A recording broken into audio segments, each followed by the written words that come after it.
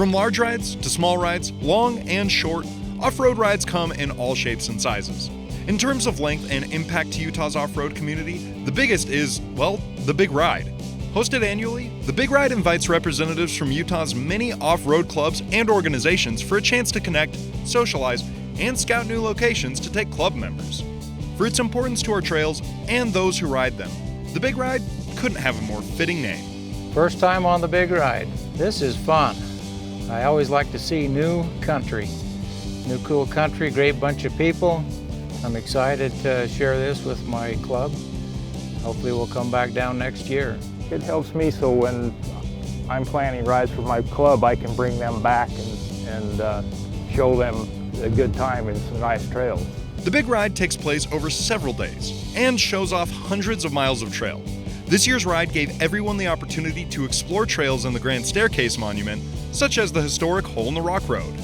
You're in a real beautiful area right here, and there's a lot to see, and there's miles upon miles upon miles of road out in there that you can ride and explore and enjoy.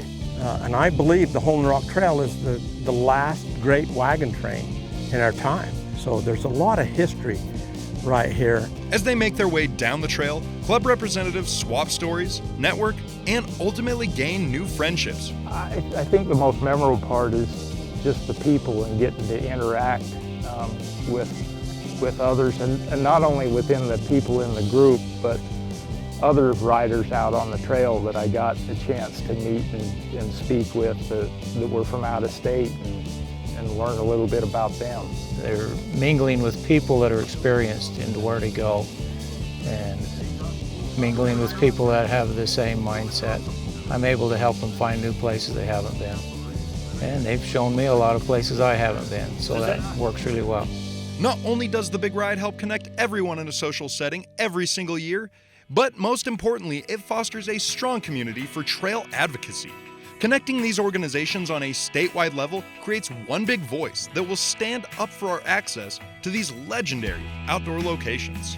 It's very important to keep this Big Ride going, to keep building the relationships with other people and learning what each club, what kind of issues they're facing in their area. It's the only way we're going to solve the problems within the OHV community to better for all of us.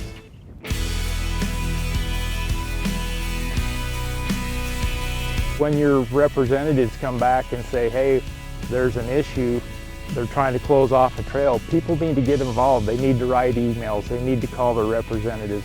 If they don't, you know, the other side is organized. If we don't become more organized together, we're going to keep losing trails at an alarming rate. While it doesn't have the largest turnout, there is an enormous amount of influence created by the Big Ride. This is one chance over the year for representatives of the entire off-road community to come together, to get on the same page with one another, and to strategize about how to make off-roading the most exciting and inclusive activity that it can be. For At Your Leisure and this week's Along the Way, I'm Nick Chase.